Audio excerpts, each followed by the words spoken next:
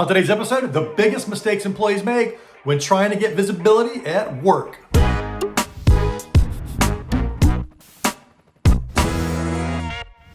Welcome to my show where high achievers get promoted and get productive and get the corner office. Make sure to like and subscribe to this episode because every Wednesday I release a career accelerating episode. So in today's episode, we're getting real with the biggest mistakes people make when trying to get visibility inside their organization. Now, it turns out there's the good kind of visibility that leads to job promotion. It leads to working on interesting projects. It leads to people getting behind those big projects you're working and giving them a huge dose of momentum and really providing opportunities to get raises, to get bonuses, and all kinds of great tangential, well, whatever that happens to be, it leads to great things at work. So the key to what we're trying to do here is to get you visibility the right way. No, visibility the wrong way when it comes to mistakes leads to burnout because it can lead to you getting visibility for the wrong kinds of things and attracting the work you don't enjoy, but maybe you're good at. You know, if you are making these mistakes today, it's not too late. You can simply correct your approach, right? Change your approach in a way to reverse the momentum, reverse things around, and give yourself a positive boost and get on the right path.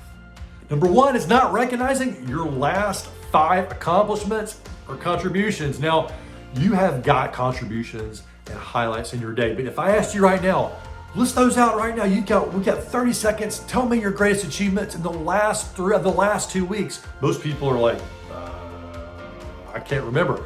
So instead of getting caught in that place, recognize right now, do an inventory on your wins and contributions, because if you don't know what they are, don't expect anybody else to know. So just identify those, because if you're able to identify those and keep them in a written framework or written format and just near your computer, you're more likely to share that good news in your staff meetings and in other people you interact with. You can share some of the good news. You don't have to share it in a boasting kind of way, but just share the facts behind the situation. That, my friends, is a true career acceleration strategy. Number 2 is downplaying your achievements. So yes, number 1 is not even identifying them, but the second biggest mistake is just downplaying them. Like, oh yeah, that was really easy, or oh yeah, we were just doing our job. Or you're just essentially waiting for someone else to toot your horn for you. And that, my friends, may never come, and that is a dangerous mistake. So instead of underplaying it or overplaying it, just play that tune, right? Share the wins, share the facts of the wins with people so they're aware. A lot of times just sharing that can make a huge impact. Number 3 biggest mistake is unenthusiastically sharing your wins. You know, like I made these 3 videos and they did pretty well, and it was just so nice. Yeah. But instead, people buy your energy before they buy your win, right? People just don't remember that. They remember the energy first. And by the way, a quick little side tip is that applies to training, to doing videos, to whatever you happen to do. When you share it with enthusiasm, it helps it become more memorable and helps your message get across. Number 4, the number 4 biggest mistake is oversharing your wins with work you don't really like doing. Years ago, this happened to me where I was working in an organization, leading a group, and I was known for something that had to do with regulations and whatnot, which really wasn't my sweet spot. But I was the person in the organization that knew a lot about that, and those wins kept getting circulated, and I became known as that guy. I got pigeonholed. I kept getting all this work and recognition, but not really doing the work that I truly enjoyed. So that is a big mistake. If you're getting visibility for the wrong kind of work that you don't want to do, you can start to change that by choosing to share the wins over the work you do enjoy. Get out of this area of work you don't really enjoy talking about as much or doing as much of, and you'll begin to attract work and visibility doing the work you do, which can lead to a promotion doing work that you actually enjoy versus getting promoted doing a job you don't really enjoy. So you can overcome that by just shifting what you talk about. So before I move into the number 5 mistake, make sure you stick around to the end. I've got a bonus mistake that's probably the biggest that I see most people making, but they just don't think about. So just stick around to the end for that mistake. So before we get to that one, let's get into number 5. So number 5 biggest mistake is just being unprepared. So people in your office saying, hey, what does your group do? Or what group are you over? Or what are you up to?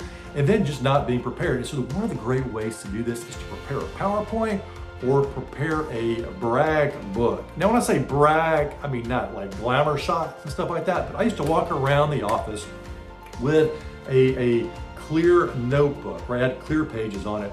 And I would print out certain PowerPoint pages that showed our financial contribution and highlight several key projects we were working on. So if I met an executive in the hallway and they said, what are you up to? I would just show that. Now, you may not be using that every day, but if you just carry that around with you, people will say, hey, what's that notebook about? Or hey, Ben, I always see you with that notebook. What is that? And it gives you a chance to highlight some of the work you're doing, and this makes sure you're prepared. So yes, it's good to know your numbers, but it's even better to be able to show your numbers. So instead of just knowing your numbers, show your numbers and show your contribution in a book or a PowerPoint that you can quickly show up and give somebody a highlight on what you're doing and what others are doing in your team can make a big difference.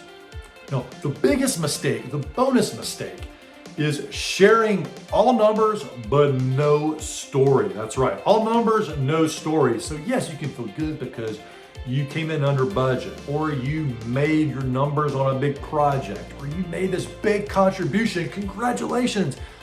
But if you can't highlight your contribution, right? The story of how bad things were before, or the challenges you had to overcome to get there, and the people that were involved that you're sharing the credit with, that's a huge mistake.